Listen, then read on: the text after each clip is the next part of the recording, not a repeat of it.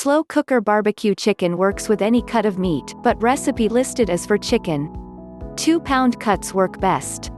Given to me from Mayo ingredients: 4 large skinless, boneless chicken breast halves, 1 cup ketchup, 2 tablespoons mustard, 2 teaspoons lemon juice, 1/4 teaspoon garlic powder, 1/2 cup maple syrup, 2 tablespoons Worcestershire sauce, 1/2 teaspoon chili powder, 1/8 teaspoon cayenne pepper, 2 dashes hot pepper sauce, or to taste, optional. 8 sandwich rolls. Split directions: place the chicken breasts into the bottom of a slow cooker.